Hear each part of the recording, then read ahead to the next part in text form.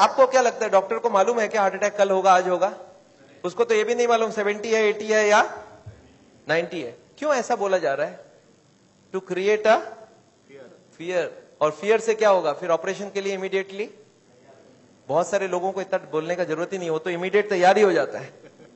Heart का सुनते उसके मन में ऐसे ही डर रहता है, उसको ज्यादा डराने का। पर कभी कभी पेशेंट बोलता है सर एक बात बताइए, ब्लॉकेज तो कल भी था, ब्लॉकेज तो आज भी है, कल तक तो मैं सारा ही काम कर रहा था, ये पेन तो मेरे को बड़े दिनों से है, मैं अब तो पता चला हूं, तो आप एक काम करिए, मेरे को आप डिस्चार्ज कर दीजिए, मैं घर जाके फिर सोचूंगा। बोला नहीं, आप एक काम कीजिएगा, आप करवट भी लेंगे ना तो हमको पूछ लीजिएगा। पेशेंट बोलता है नहीं सर मैं तो घर जाऊंगा। बोला आप रुकिए, आपके घर वालों से मैं पूछता हूं। अच्छा, घर वाले बाहर कौन कौन वेट कर रहे होंगे? सारा खानदान वेट कर रहा होगा। वहां पे जाके क्या बोलना है कि patient is very critical, any moment he can die. आप बोलो मैं बचाने की कोशिश करूं और जाने दूं। अच्छा, आंसर क्या होगा? वाइफ क्या बोलेगी कि जिंदगी भर इन्होंने मेरे लिए किया, आज मेरे को चांस मिला, आज तो मैं ऑपरेशन। वाइफ बोलती है कोई चीज का भी कोई भी कंजूसी हमें नहीं करना है, इनको तो बचाना। अच्छा, बेटा मानेगा कि नहीं? एक बेटा बड़ा समझदार होता है, बोलता है डॉक्टर को, डॉक्टर साहब एक बार बताइए, मैंने सुना है कोलेस्ट्रॉल की वजह से ब्लॉकेज होता है, इनका कोलेस्ट्रॉल हाई है, तो क्या करूं कि कोलेस्ट्रॉल कम हो जाए? खाने पीने में क्या क्या चेंज लाना चाहिए? अच्छा, कार्डियोलॉजिस्ट मान जाएंगे इस बात में, वो बोलेंगे you are wasting my time, he is dying and you are talking all this rubbish. अच्छा, तब तक और जितने परिवार वाले बोले नहीं नहीं ऑपरेशन होना ही चाहिए। मेरे एक पेशेंट थे, बोला डॉक्टर साहब मेरे साथ पूरा ऐसे ही हुआ, मैं तो खाली एक बार टेस्ट कराने गया था और उसके बाद वो ऑपरेशन करके ही भेजे मेरे को वापस। मेरे एक और पेशेंट थे, बोले सर मैं फिर भी नहीं कराया, मैं निकल आया। मैं बोला आप निकले कैसे? बोला मैंने बोला मैं तो नहीं कराऊंगा, मुझे घर जाना है। वो बोले नहीं आप घर भी नहीं पहुंचेंगे। मैं बोला मैं लिख के देता हूं, मैं पहुंच जाऊंगा। फिर मैंने लिख के भी दे दिया, फिर भी वो जाने नहीं दिया। फिर मैंने लास्ट बोला, मैंने बोला देखो मैं करने तैयार हूं, पर प्रॉब्लम है मेरे पास पैसे नहीं है, आप फ्री का कोई ट्रीटमेंट हो तो करवा डालो। तब इन्होंने बोला कोई प्रॉब्लम नहीं है, आप घर चले जाओ। फिर मैं जब घर जाने लगा तब फिर से बुलाया उन्होंने, बोला अब आप एक बार बताओ ये इतने पैसे आप कितने दिन में इकट्ठा कर सकते हो? तब मैंने बोला देखिए मुझे प्रॉपर्टी बेच के आना होगा, 2 महीना लगेगा। फिर मुझे 2 महीना उन्होंने टाइम दे दिया, बोला अब कोई प्रॉब्लम नहीं है, 2 महीने बाद ही ऑपरेशन होगा। आपको समझ आ रहा है ऑपरेशन कब रुक सकता है? दिस इज, मैं ये नहीं बोलूंगा सारे जगह एग्जैक्टली यही हो रहा है, पर इसका ही कुछ छोटा मोटा रूप ये हॉस्पिटल का सिस्टम है। पर एक बात मैं जानता हूं, हॉस्पिटल को ये चॉइस देना चाहिए पेशेंट को, देखो the blockage is so much so much so much, these are the reasons, आप देखो क्या चाहते हो। आप अगर अपने आप को बदलोगे तो ऑपरेशन रुक सकती है, आप नहीं बदलना चाहते हो तो मैं ऑपरेशन कर दूं, उसके बाद जाके बदलने का कोशिश करो। But the hospitals don't give chance, उनको मालूम है ये एक मौका है, ऑपरेशन कर लेते हैं, बट उसके बाद भी उनको यही करना पड़ेगा, लाइफस्टाइल चेंज तो पेशेंट को फिर भी करना पड़ेगा। मैं जानता हूं हार्ट के पेशेंट्स को मैं 3 चीज देखते दिखाऊं, एक तो दवाइयां हैं, एक बाईपास और एक एंजियोप्लास्टी। ये दवाइयां मैं आपको एक बार समझाना चाहता हूं दवाइयां क्या काम करती है, और another 10 minutes I will take. देखिए ये ट्यूब है जिसमें कोई ब्लॉकेज नहीं है, और ये 80-90% ब्लॉक है, दिख रहा है आपको? अब ये पेशेंट को चलने से दर्द होता है, एक दवाई ऐसी है जो दवाई देते ये दर्द कम हो सकती है। कौन सी दवाई है? सॉर्बिट्रेट, नाम सुना आपने? क्या करता होगा सॉर्बिट्रेट? देखिए क्या करता है Sorbitrate, this what is the action of Sorbitrate. क्या हुआ? ट्यूब चौड़ी हो गई, ब्लॉकेज वहीं की वहीं रह गई, ट्यूब चौड़ी हो गई, ट्यूब थोड़ा फैल गया, फैलते क्या हो गया? ब्लड सप्लाई बढ़ गई, पेशेंट बोलता है मुझे अब कोई दिक्कत नहीं है, पर यह दवाई का असर रहेगा 8 घंटे बाद, तो 8-8 घंटे में एक सॉर्बिट्रेट देनी पड़ेगी। एक पेशेंट मेरे को बोला मैं सॉर्बिट्रेट नहीं लेता हूं, मैं मोनोट्रेट लेता हूं। मैं बोला वो भी सॉर्बिट्रेट का ही भाई है। तो ये जितने भी सॉर्बिट्रेट है उनका नाम मैं आपको दिखा सकता हूं, these are all kinds of sorbitrate and all, ये सब दवाई हम लोग दे देते हैं। सॉर्बिट्रेट, इस्मो, आइसोडिल, मोनोट्रेट, नाइट्रोफिक्स, एंजिसेड, इमडूर, वेंजिकॉर, वेसोट्रेट, मोनोट्रेट, सॉर्बिट्रेट, मोनोसॉर्बिट्रेट, नाइट्रोकंटीन, वेसोप्रीन, मोनोस्प्रीन, इस तरह की दवाइयां हम हार्ट के पेशेंट्स को दे देते हैं। एनीवे दवाइयां बहुत सारे तरह की मिलती है, एक होता है हार्ट की ऑक्सीजन की जरूरत को कम कर देता है, इसको बोलते हैं beta blocker, calcium channel blocker, फिर एस इनहिबिटर, ऐसे करके बहुत सारी गोलियां हम लोग हार्ट के पेशेंट्स को दे सकते हैं। I am not going to go into that detail. कुछ ब्लड पतला करने का दवाई भी देते हैं, आपने देखा है नाम, Ecosprin, Colsprin, ASA, Delisprin, Disprin, Clopigrel, Clopilet, Clopivas, Ceruvin, Clavix, Clotrel, Plagril, Stromex, Deplatt, इस तरह की गोलियां हम लोग देते हैं ब्लड को पतला करने के लिए। पर ये गोलियां देने से भी पेशेंट ठीक नहीं होता है। तो इसके लिए मैं चाहता हूं वो लाइफस्टाइल चेंज करें, अपनी ब्लॉकेज को कम करें कि उनको देने की जरूरत पड़े ही नहीं। अच्छा, ये गोलियां इतनी खाएगी, इसके साइड इफेक्ट्स होती है क्या? अगर साइड इफेक्ट होती है कॉन्स्टिपेशन, तो कॉन्स्टिपेशन की और गोली दूंगा, और एसिडिटी हो जाए तो एसिडिटी की गोली दूंगा, और नींद ना आए तो नींद की गोली दूंगा। अच्छा बताइए, बीमारी ठीक हो रहा है कि नहीं हो रहा है? आई एम नॉट कीन, मैं जानता हूं दवाई आज जरूरत है, पर कल दवाई की जरूरत ना हो उसका बंदोबस्त करना बहुत जरूरी है। इसके बाद चलते हैं, ये एंजियोग्राफी क्या चीज है। हॉस्पिटल में जाते हैं, एंजियोग्राफी करते हैं, और ये एंजियोग्राफी मुझे पसंद क्यों नहीं है मैं आपको बताना चाहता हूं। This is what is the problem with angiography. एक तार आपकी पूरे बॉडी को स्क्रैच करके हार्ट तक लेके जाना है। ये तार यहां से जो घुसेगी, 1 metre wire is inserted into the body till it reaches the heart. It is a blind procedure. Blind मतलब क्या? आप घुसा दो, ये अंदर जाती जाएगी, और अगर अटक गई तो वापस खींच के फिर से ट्राई करना होगा। मतलब वो अंदर स्क्रैच करेगा ही करेगा, पूरे बॉडी को स्क्रैच करती है। वो लिखवा लेते हैं कि अगर हार्ट अटैक हो गया तो मेरी कोई जिम्मेवारी नहीं है, और ये पूरे बॉडी को ये पंक्चर भी कर सकता है। मैंने ऐसे ऐसे पेशेंट देखे हैं कि एंजियोग्राफी के वक्त ही डेथ हो गई। एंजियोग्राफी में पैर को काटना पड़ा अल्टीमेटली, क्योंकि वो पैर की ट्यूब को डैमेज कर दिया। तो एंजियोग्राफी मैं नहीं चाहता हूं। और उसके बाद क्या होगा? इनएक्यूरेसी अबाउट द रिपोर्ट, और उसके बाद pressure from the cardiac doctors for the next operation. Patient को लगता है मेरे को इमरजेंसी हो गया, बट इमरजेंसी प्रिसिपिटेट कराया जा सकता है। एनीवे, ये एंजियोप्लास्टी जो है, ये दो ऑपरेशन, दो चीज वो लोग करते हैं, एक एंजियोप्लास्टी, एक बाईपास सर्जरी। मैं एंजियोप्लास्टी 2 मिनट आपको समझाना चाहता हूं। What is this angioplasty? एक स्टेंट लगाते हैं, सुना आपने नाम? एक रिंग लगा देते हैं हार्ट में। What is this? Let me explain what is this. पिछले 20 साल में ये जो एंजियोप्लास्टी है, ये बार बार फेल किया और बार बार इसको सक्सेस बताया गया। पहले आई थी बैलूनिंग, बैलून एंजियोप्लास्टी। उसके बाद बहुत सारे तरह के एंजियोप्लास्टी आई, ऑर्डिनरी स्टेंट आई, फिर गोल्ड स्टेंट आई, फिर रोटा ब्लेडर आया, रेडियो एक्टिव स्टेंट आई, लेजर एंजियोप्लास्टी आई, आजकल चल रहा है ड्रग कोटेड स्टेंट। पर ये सारे के सारे फेल हुए हैं। क्यों फेल हुए, एक बार समझाना चाहता हूं। देखिए, ये बैलूनिंग क्या चीज है? याद है आपको? एंजियोग्राफी के वक्त तार अंदर घुसाई थी, वो कहां तक गई थी? हार्ट तक, यहां तक तार आई थी। इस तार के ऊपर ये बैलून होता है। इस तार को थोड़ा सा धक्का मारते हैं। कभी कभी कार्डियोलॉजिस्ट तार को अंदर रख के बाहर आ जाते हैं, आके बोलते हैं देखो तार अंदर है, बोलो तभी खोल दूं। आप बोलते हैं चलो खोल दो, कितने लगेंगे? 2 लाख लगेंगे। 2 लाख दे दिया। अब ये तार को ये लोग धक्का देते हैं थोड़ा और, तो तार की जो बैलून है ये बीचों बीच आ जाती है ब्लॉकेज में। अब इस बैलून में पानी डालना होता है। ये बैलून ऐसा होता है, इसमें पानी डालते ही बैलून फूल जाती है। अच्छा, पानी कैसे डालेंगे? आपने होली में बैलून फुलाया एक सिरिंज से? सिरिंज में पानी ले लो, सिरिंज को दबा दो तो बैलून के अंदर पानी घुस जाए। तो बाहर से सिरिंज से पानी डालेंगे तो बैलून क्या होगा? फूल जाएगी। फूलते ही ब्लॉकेज कहां गई? साइड में दब जाएगा, ऊपर कंप्रेस्ड हो जाएगी, नीचे कंप्रेस्ड हो जाएगी। अच्छा, ये बैलून को जब पानी निकाल लेंगे तो क्या होगा? बैलून को वहां पे 2-4 सेकंड से ज्यादा नहीं रख सकते, क्योंकि हार्ट अटैक हो जाएगी, 100 हो जाएगी ब्लॉकेज। तो बैलून में पानी डाला और सिरिंज से वापस पानी खींच लिया। जैसे ही पानी खींचा, बैलून वापस चिपक गई, तार को पकड़ के बाहर निकाल लिया। Angioplasty is over. आपको समझ आ रहा क्या करना पड़ा? ये तार यहां थी, इसी को थोड़ा आगे किया, बैलून डाल, पानी निकाल लिया और ब्लॉकेज वापस। अच्छा, ब्लॉकेज वापस आ जाएगी नहीं आ जाएगी इसके बाद? क्या लगता है आपको? This is elastic. इलास्टिक समझते हैं आप? ये लोहा या पत्थर नहीं, इलास्टिक है। और जैसे ही बैलून निकाल लिया, ब्लॉकेज वापस आने लग गई। थोड़े साल बाद यही कार्डियोलॉजिस्ट मान गए बैलूनिंग काम की नहीं है। पहले क्लेम किया था बैलूनिंग एक बार कराओगे जिंदगी भर चलेगी, फिर मान गए काम की नहीं है। फिर क्या हो गया? फिर वो बोले इसमें स्टेंट लगाना होगा। What is this stent? Look at this, this is the blockage. दिख रहा है आपको येलो कलर की? और इसके अंदर एक बैलून डाल दिया। आपको दिख रहा है ब्लैक कलर का बैलून? बैलून में पानी डाला तो ब्लॉकेज कहां चलेगी? साइड में आ गई। जब बैलून निकाल लेंगे तो ब्लॉकेज वापस आएगी। तो यहाँ पे एक स्प्रिंग लगा देते हैं। ये स्प्रिंग क्या काम करेगा? ब्लॉकेज को आने से रोक देगा। आपको समझ आ रहा है स्प्रिंग का मतलब क्या है? अगर स्प्रिंग डाला गया, इसका मतलब क्या है? कि ब्लॉकेज वापस आ रही थी। इसका मतलब पहले वाला जो क्लेम था वो गलत था कि बैलूनिंग करा लो, ठीक रहा। इसके बाद ये जो स्टेंट लगी, स्टेंट का एक मेजर प्रॉब्लम है कि इसके अंदर से ब्लड जाएगी, और फॉरेन बॉडी के अंदर ब्लॉकेज बहुत जल्दी होती है। ये देखा गया है स्टेंट में 6 महीना 1 साल में सारे ब्लॉक आ जाती वापस।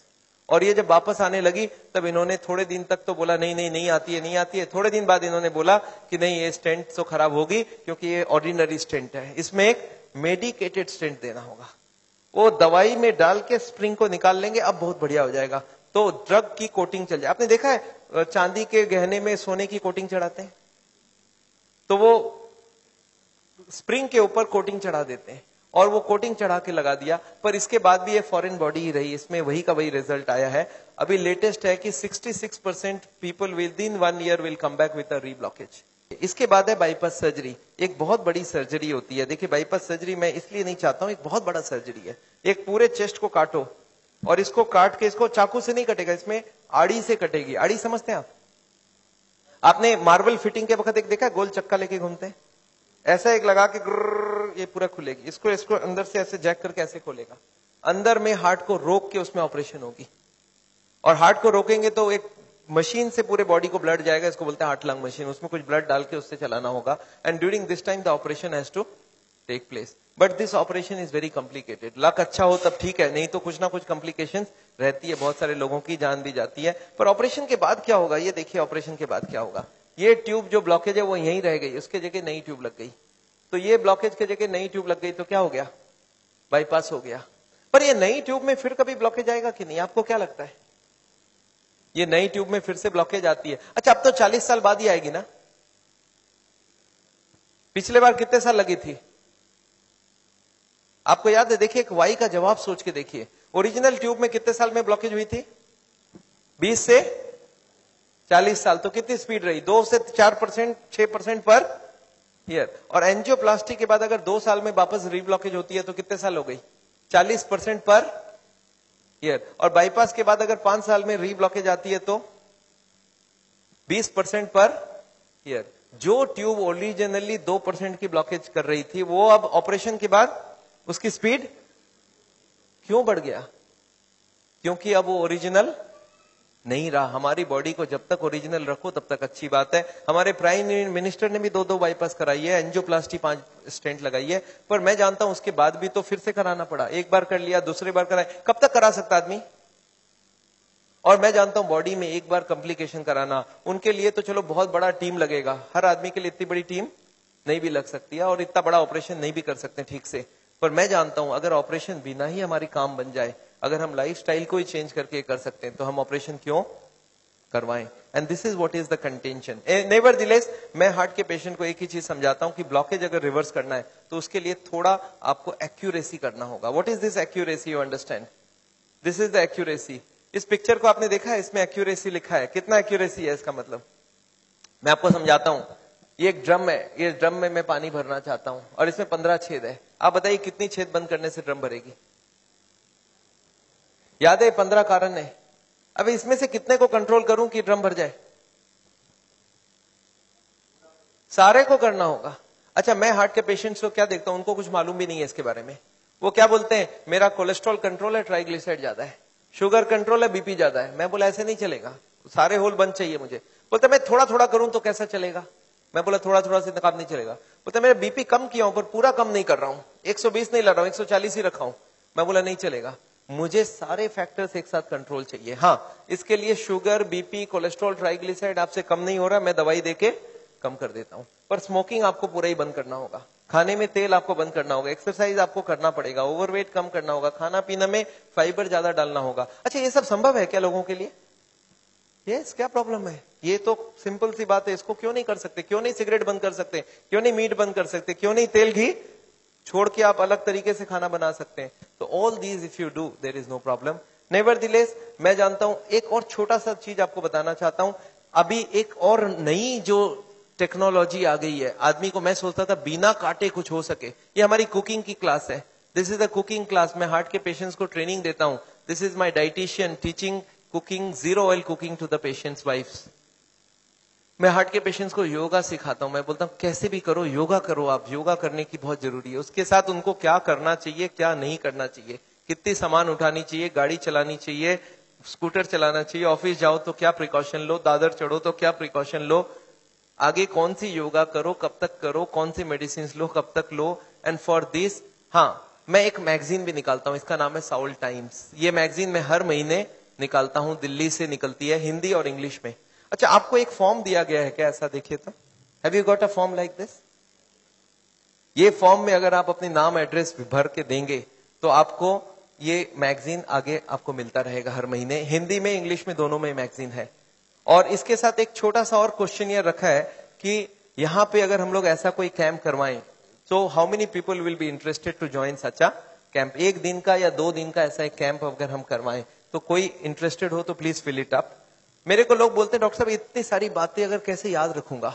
मैंने बहुत मोटी मोटी किताब लिखी है. आदमी बोलता है सर छोटा सा कुछ दीजिए ना कॉपी. तो मैंने एक ऐसी किताब बनाई है जिसका नाम है पॉकेट गाइड. एक 30 रुपीज की किताब है. कोई 2 घंटा बैठ के पढ़ ले तो जितनी बातें मैंने बताई है सब इसमें लिख के रखा है. So this book I have brought over here. मेरे ख्याल से बाकी बुक्स तो मैं नहीं ला सकता हूं क्योंकि hundreds of books are there. तो मैं ये बुक लाया हूं. कोई को लगता है कि मैं पढ़ना चाहता हूं और कोई को पढ़ाना चाहता हूं. हार्ट के पेशेंट को जरूर पढ़ाइए. 30 रुपीज की गिफ्ट होती है. You can give it to anybody and they will learn things from the book. तो ये बहुत जरूरी है. मैं जानता हूं, मैं ये मैगजीन पिछले 10 साल से रन करता हूं and it is gone all over the world. मैं एक नई टेक्निक आपको इसी वक्त बताना चाहता हूं. There is a new machine which has come which can open the collaterals. देखिए कोलैटरल्स का क्या मतलब है. ये ब्लॉकेज है. बाईपास सर्जरी में क्या करते हैं, एक नई ट्यूब लगा देते हैं. इसमें क्या करते हैं, जो हार्ट की ये ब्रांच है और ये ब्रांच है इनको जोड़ देते हैं आपस में. And there are so many small tubes. जो इसको जुड़ जाए तो ब्लड यहां से आने लगे. ये जो छोटे छोटे ट्यूब है ये मैंने बोला था स्पोर्ट्समैन चालू करके रखते हैं.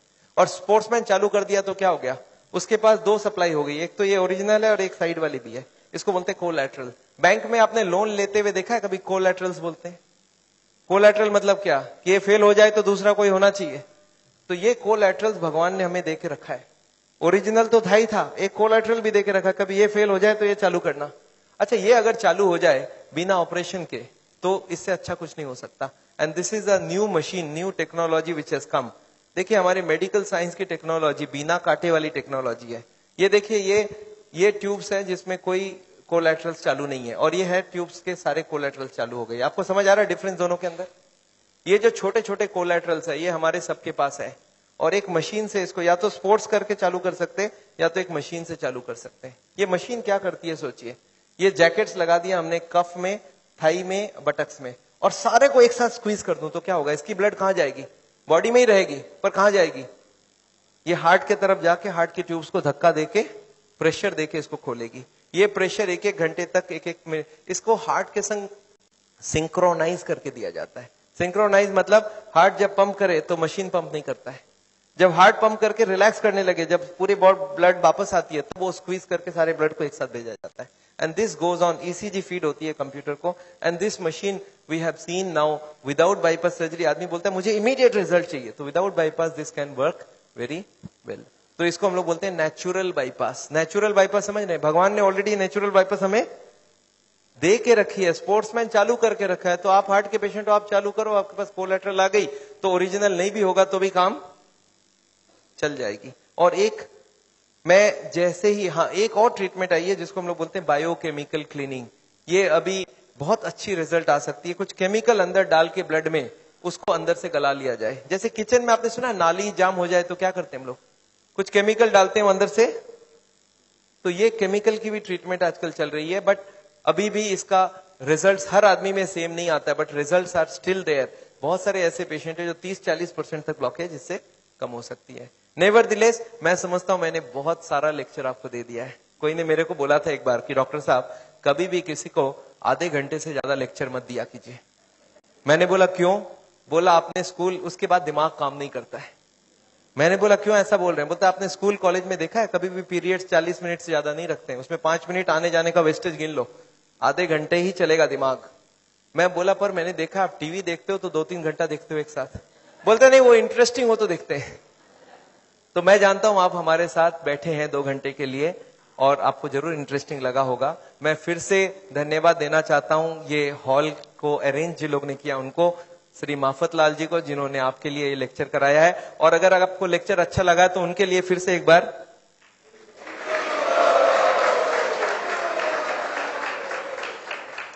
I just wanted to formally thank Dr. Chajjar for a wonderful, not only a wonderful talk, but highly personal and very interactive, and particularly the stamina and energy that is shown at the end of the day. Just came back from Hyderabad today, so I think we should give him a much more warm welcome.